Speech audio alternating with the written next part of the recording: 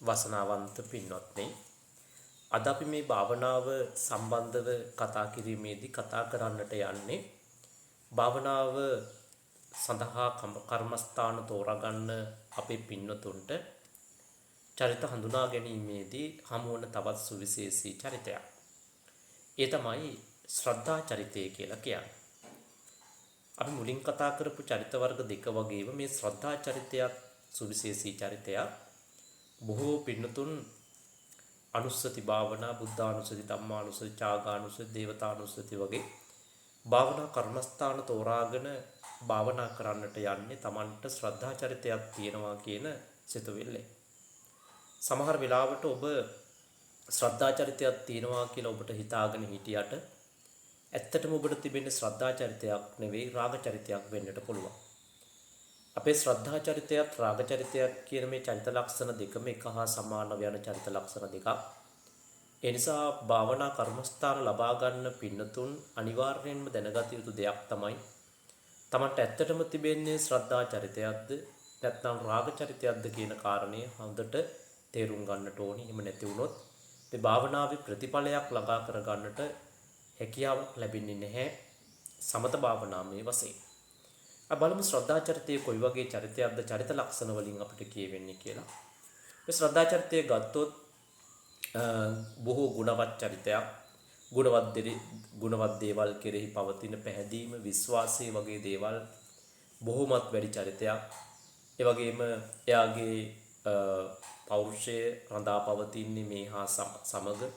ඒ වගේම තමයි මේ ශ්‍රද්ධා චරිතය, රාග චරිතය කියන මේ චරිත ලක්ෂණ දෙකම එක හා සමානව කටයුතු කරන චරිත ලක්ෂණ දෙකක්. රාග චරිතයේ අකුසල් සහගත දේවල් වලට ඇලෙනකොට ශ්‍රද්ධා චරිතයේ අකුසලින් බැහැරව කුසලයට ඇලෙන ස්වභාවය වැඩි චරිතයක් මේ ශ්‍රද්ධා චරිතය. එතකොට මෙහෙම ගත්තට පස්සේ අංග ලක්ෂණ වශයෙන් ගත්තොත් එහෙම අපිට මේ ශ්‍රද්ධා චරිතය ගොඩාක් වෙලාවට දැක ගන්න පුළුවන්කම තිබෙන්නේ බාහිර ලක්ෂණ වශයෙන්. බොහෝ ප්‍රියමනාප චරිතයක්. රාග චරිතය වගේම ප්‍රියමනාපයි මේ ශ්‍රද්ධා චරිතයක්. හැම වෙලාවකම හැම දෙයක්ම මොන දේ කරන්න ගියත් හරි ප්‍රියමනාපයි. ගමන බිමන ගියොත් ඉඳ ගන්න ගියොත් ඉඳ ගන්න ස්වභාවය ඉතා සංවරව ඉතා පිළිවෙලකට වාඩි වෙන්න හැම වෙලෙම උත්සාහ කරනවා වාඩි වුණොත් එහෙම. ඒ වගේම තමයි කලබලයක් නැහැ, සාන්ත ගතියෙන් යුක්තව මෙයා කටයුතු කරනවා. ඒ සාමාන්‍ය ස්වභාවය මේ ශ්‍රද්ධා චරිතයේ තිබෙන. ඒ වගේම තමයි පිරිසිදුකම ගැන ලොකුවට මෙයා හිතනවා පිරිසිදුකම ගැන. ඒකට තමන්ගේ පරිසරය, තමන් අවට පරිසරය අලංකාරව තබා ගන්න ගොඩක් යහුසුළු වෙන චරිතයක් මේ ශ්‍රද්ධා චරිතය. ඒ වගේම තමයි මේ සියල්ල අලංකාරව තබා ගන්න හරි කැමැත්තක් දක්වනවා. ඒ වගේම තමයි මේ විදිහට ගත්තට පස්සේ මල් පූජා කරන්න, ඒ වගේම මේ හැම දෙයක්ම පිරිසිදුව තබා ගන්න, පන්සලකට ගියාම පන්සල පිරිසිදුව තබා ගන්න, යන ඕනම ස්ථානයක් ලස්සනට පිරිසිදුව තබා ගන්න මෙයා හරීම කැමැත්තක් දක්වනවා මේ ශ්‍රද්ධා චරිතය. මෙයාගේ මානසික ලක්ෂණ ගත්තට පස්සේ අපිට මානසික ලක්ෂණ ගොඩාක් මధుර ගන්න පුළුවන්කම තිබෙනවා. එතකොට විසුද්ධි මාර්ගයේ සඳහන් වෙන විදිහට මේ මානසික ලක්ෂණ ගත්තාට පස්සේ අපි කියනවා ත්‍යාගශීලී බව. මේ ශ්‍රද්ධා චරිතයේ ත්‍යාගශීලී බව කියන එක ගොඩාක්ම වැඩි. එතකොට තමන් සතු දේවල් අනිත් අයට දීලා, පොදු කටයුතු වලට දීලා, එතකොට ඒ පිළිබඳව අර දීලා පසුබට නොවෙන්නේ නැහැ. දැන් රාග චරිතේ නම් දෙයක් දීලා එයා බලාපොරොත්තු වෙනවා. එයා වගේ කරાવી ඊට පස්සේ එයාව දෙනවා. දෙන්නතුන් ඉන්නේ රාග චරිතයක්. රාග චරිතයක් දෙනවා. දුන්නාට පස්සේ දීලා ඉවර වෙලා එයා බලාපොරොත්තු වෙනවා තමන් අගය කරાવી, පසුව හරි තමන්ව මතක් කරાવી එහෙම කියලා. හැබැයි ශ්‍රද්ධා චරිතයත් ඒ විදිහටම දෙනවා. දුන්නට එයා බලාපොරොත්තු වෙන්නේ එයාට අගය කිරීමක් කළත් නැතත් ප්‍රශ්නයක් නැහැ. ඒක රාග චරිතයේ ශ්‍රද්ධා චරිතයේ වෙනස් වෙන ස්වභාවය උතන. කොට දෙන්නම දෙනවා, දුන්නට ඒ ස්වභාවය වෙනස් වෙනවා. ඒ වගේම තමයි ගොඩක් මෙයාලා දකින්න කැමති අය තමයි ස්වාමින් වහන්සේලා දකින්න කැමති. එතකොට ඒගොල්ලොත් ඇසුරු නිසුරු කරන්න කැමති, ධර්මය අහන්න කැමති. ඒ වගේම දැහැමි අය ආශ්‍රය නිශ්චය කරන්න කැමති. එතකොට එහෙම ස්වභාවයක් තියෙනවා. දැන් මේ රාග චරිතයේ ශ්‍රද්ධා චරිතයේ වෙනස තමයි රාග චරිතයත් මේකට කැමති. හොඳ අය ආශ්‍රය කරන්න කැමති. ඊට පස්සේ දැහැමි අය ආශ්‍රය කරන්න කැමති. හැබැයි රාග චරිතයේ තියෙන කෙනෙක් මෙයාව ආශ්‍රය කරන්නේ එයා බලාපොරොත්තු වෙනවා ඒගොල්ලෝ ආශ්‍රය කිරීම තුළින් තමාට සමාජ තත්ත්වයක් හැදෙයි. තමාගේ තත්ත්වයේ ඉහළ නම් අනිත් අය අගය කරයි මෙයා ආශ්‍රය කරන්නේ මේ වගේ කට්ටිය කියලා. හැබැයි ශ්‍රද්ධා චරිතය ආශ්‍රය කරන්නේ හැඟීමෙන් නෙවෙයි. Taman කල්යාණ මිත්‍රයෙක් විදිහට තමයි ආශ්‍රය කරන්නේ. Taman අනිත් සමාජයෙන් මෙයා ආශ්‍රය කිරීම තුළින් කිසිම දෙයක් බලාපොරොත්තු වෙන්නේ නැහැ. ඒ නිසා මේ ශ්‍රද්ධා චරිතය රාග චරිතය එකම විදිහට තමයි ක්‍රියාත්මක වෙන්නේ.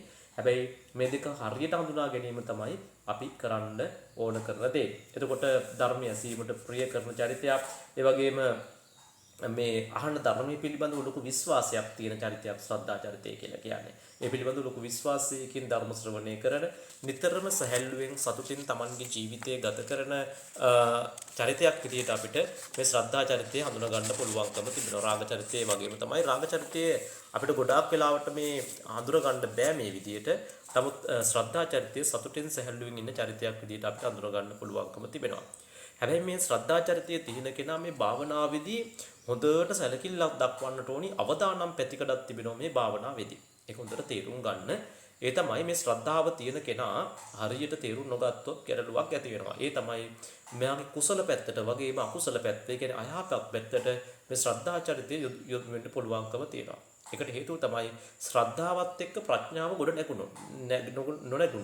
ඒ කියන්නේ ශ්‍රද්ධාව තියෙන උපරිමයෙන්ම. හැබැයි හරිදී හරි විදියට තෝරගන්න බැරි වුණොත්, හරිදී අයහපත් විදියට තෝරගත්තොත් අන්න එතනදී අන්ධ භක්තියකට උනත් යන්න පුළුවන්කම තියෙනවා.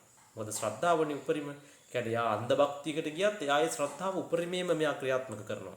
ඒකට අන්ධ භක්තියකට උනත් යන්න පුළුවන් ප්‍රඥාව නොතිබුණොත්. මේ දේ හොඳට මතක තියාගන්නට ඕනි.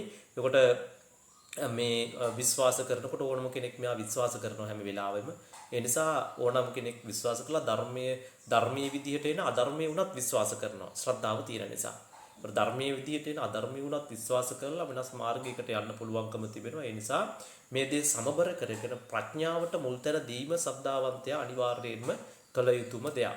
එතකොට මෙයා තුළ තිබෙන මේ ශ්‍රද්ධා සහගත ස්වභාවය මෙයා අනිවාර්යයෙන්ම වැඩි දියුණු කරගන්නට ඕනේ. එතනදී ඔය බුද්ධානුස්සති අනුස්සති භාවනා වඩමින් Tamanගේ තිබෙන මේ ගුණය තව තවත් වර්ධනය කර ගන්නවා වගේම ආනාපාන සති භාවනාව වගේ භාවනාවන් වඩමින් Tamanගේ ප්‍රඥාව දියුණු කර ගන්නත් කටයුතු කරන්නට ඕනේ. මොකද ශ්‍රද්ධාව තියෙන නිසා මෙයාට ශ්‍රද්ධාව උපරිමයෙන් වඩා ගන්න පුළුවන් සමත භාවනාවක් ඔස්සේ. හැබැයි ඒ තුල එතන ඉඳලා ප්‍රඥාව වඩා ගැනීම සඳහා ධර්මයේ හොඳින් ශ්‍රවණය කරන්නට ඕනේ. ඒ වගේම ගැඹුරු ධර්ම කාරණා පිළිබඳව හොඳ අවබෝධයකින් කටයුතු කරන්නට ඕනි. වගේම මෙයා හැම වෙලාවම Tamanගේ කර්මස්ථානයේ පිළිබඳව අවධානයක් යොමු කරන්නට ඕනි. Taman ප්‍රඥාවන්ත වීම වෙතාම වැදගත් වෙන කාරණයක්. එතකොට මෙයාට භාවනා කිරීම සඳහා සුදුසු පිරිසිදු පරිසරයක් බුදුමෙදුරක් වෙන්න පුළුවන්. Taman ගෙදර බුදුන් වන්දනාමාන කරන තැන වෙන්න පුළුවන්. ඒ ඕනම තැන ඔබට මේ ශ්‍රද්ධාවන්තයාට හොඳ සමත භාවනාවක් විදිහට වඩන්නට හොඳම තැන. ඒතර අනුස්සති භාවනා ක්‍රමයක් තමයි මේ කර්මස්ථානයේට අවශ්‍ය වෙන්නේ. හැබැයි ඔබ හොඳට මතක තියාගන්න අපේ පින්වතුන් ගොඩාක් වෙලාවට අපි භාවනා උපදෙස් දෙන්න යනකොට ඒ අය හිතනවා මට තියෙන ශ්‍රද්ධා චරිතයක් කියලා. හැබැයි ඇත්තටම එයා ගැන කතා කරොත් එimhe ඇත්තටම එයාට තියෙන රාග චරිතයක්. එතකොට ඔබ පළවෙනියෙන්ම සැලකිලිමත් වෙන්නට ඕනි ඔබට තියෙන රාග චරිතයක්ද ශ්‍රද්ධා චරිතයක්ද කියන එක. ඒක බලා ගන්න හොඳම දේ තමයි ඔබ ශ්‍රද්ධා චරිතය වගේම රාග චරිතයේ තියෙන කෙනා හැම වෙලාවකම පින් දහම් කරනවා, සමාජයට වැඩ කරනවා, කුසල් දහම් කරනවා, බණ භාවනා කරනවා, බණ අහනවා, මේ හැමදේම කරනවා. හැබැයි ශ්‍රද්ධා චරිතය ඒ කටයුතු සිද්ධ කරන්නේ යම් හේතුවක් මත. එයාගේ පළවෙනිම දේ තමයි යාගේ ප්‍රඥාව වර්ධනය කරගන්න, ඒ වගේම කල්යාණ මිත්‍රයන් ඇසුරු කරන්න, මේ ධර්මයේ පිළිබඳව දැනගන්න තමයි යා බණ අහන්නේ. හැබැයි මේ අර ලෝභ චරිතයේ බණ ඇහුවොත් එයා බණ අහන්නේ ගොඩක් වෙලාවට සමාජයේ ගෞරවය ලබා ගන්න, Tamanට ගෞරවයක් ඇති කරගන්න, අනිත් අයගේ ඇගීමකට ලක් වෙන්න තමයි මේ කියන ලෝභ චරිතය හැම වෙලේම බණ ඇහුවත් මොන දේ කළත් කරන්නේ. එතකොට ඊතරද ශ්‍රද්ධා චරිතයයි මේ කියන ලෝභ චරිතයයි දෙක ක්‍රියාත්මක වෙන දී වෙනස්. ඒතර ලෝභ චරිතයේ තිබෙන කෙනා භාවනාව කර්මස්ථානයක් විදියට මේ කියන අනුස්සති භාවනා කර්මස්ථානයක් තෝරගෙන භාවනා කළොත් භාවනාවෙන් උනත් මෙයා වැරදි මාර්ගයකට යොමු වෙන්න පුළුවන්කම තියෙනවා. එහෙම වෙන්න පුළුවන්. එතකොට මොකද ලෝභ චරිතය තියෙන කෙනා බුද්ධානුස්සති භාවනාව කරනකොට එයා කියනවා ටික දවසක් කරනකොට හාමුදුරනේ බුද්ධානුස්සති භාවනාව මම දැන් කරගෙන යනකොට මට නිකන් රැස් විහිදෙනවා වගේ පේනවා, මගේ හිත මේ විදිහට වෙනවා කියලා පේනවා කියලා.